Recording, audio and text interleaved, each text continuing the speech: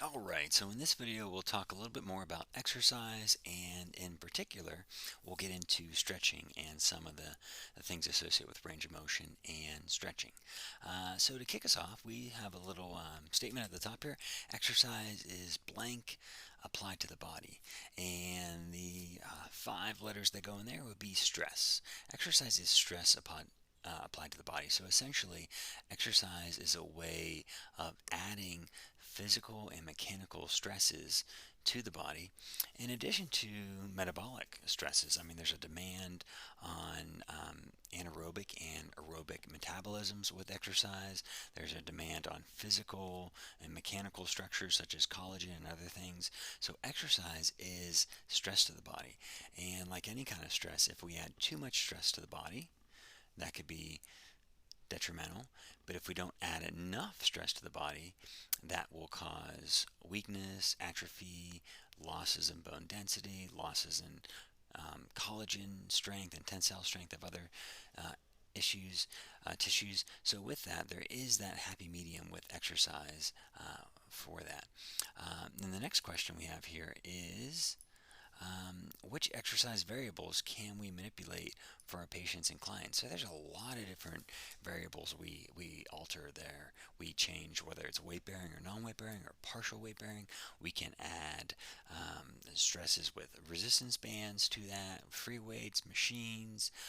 We can add different durations of the exercises, slow, fast, medium velocities. We can add and alter the rest breaks in between the exercises. We can take patients into water, which changes the load and the dynamic there. There's a lot of different variables that we'll go over for that. But ultimately, it all centers back to this principle, said principle, the specific adaptation to imposed demands. Or I'll say before, you get what you train for. So the mode and the environment of the exercise is linked to the task that you're having the patient perform, which is linked to their specific biology and physiology. And so all that ties in together. An example of that in this next two pictures would be on the top here. So you have this basic leg press type machine, and in this one you're more on your back as opposed to some which are more horizontal. So there's a leg press type um, machine where the trunk and the head, neck, and the arms are all supported, and you're really pushing the platform, so that's causing some ankle movement, some knee movement, and some hip movement. But the other joints are relatively stabilized.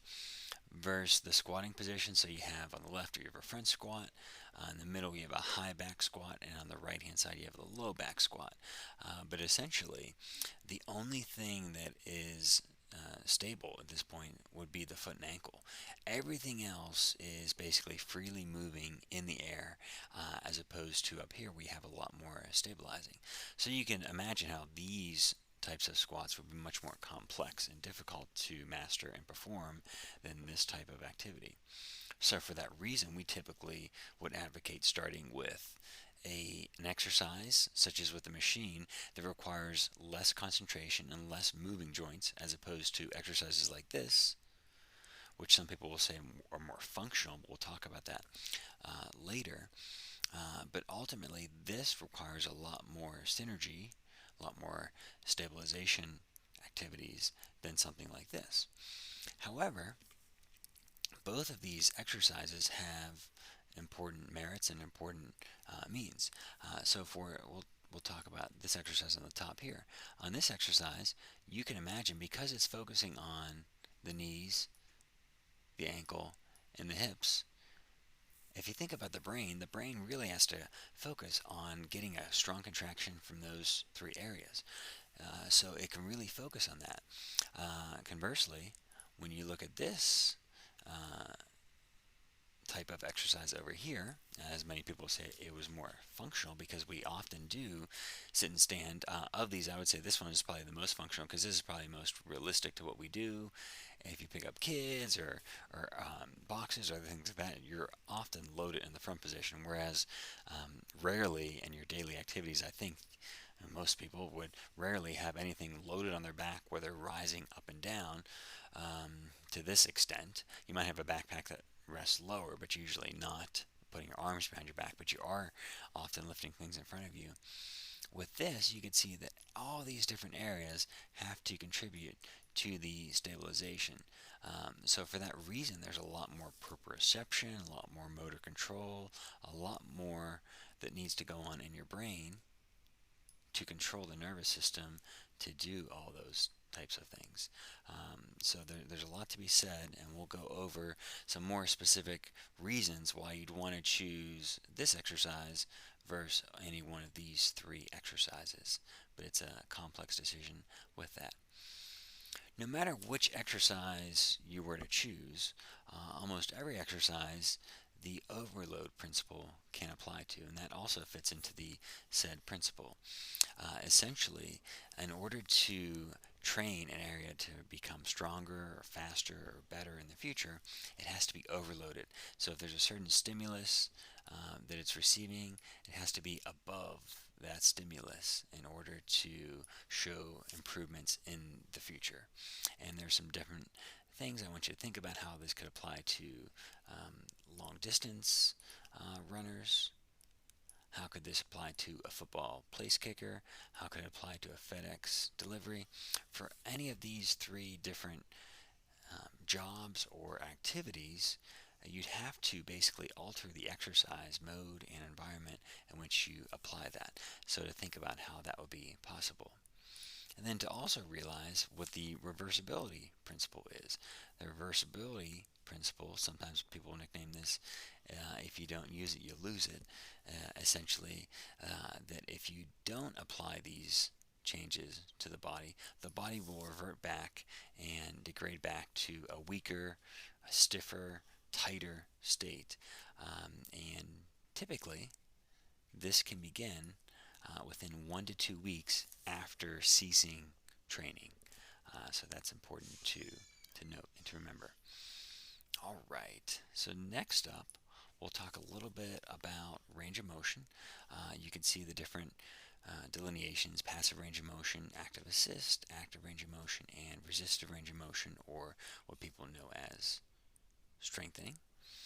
And then with this, active range of motion is going to be within the unrestricted barrier, how much motion the patient has, and then if you go past that end available range and you try and push the joint further, which you're usually able to do, depending on the end feel, it may be capsular or whatever may have you, with that, that is at that point considered stretching or mobilization. So different means there. Remember normally that passive range of motion is slightly greater than active range of motion. It's going to depend on the joint, but typically you're getting at least 5 degrees more passively than actively. However, it does depend on the joint. And then there's some other examples here. And in class, we will go over more specifically.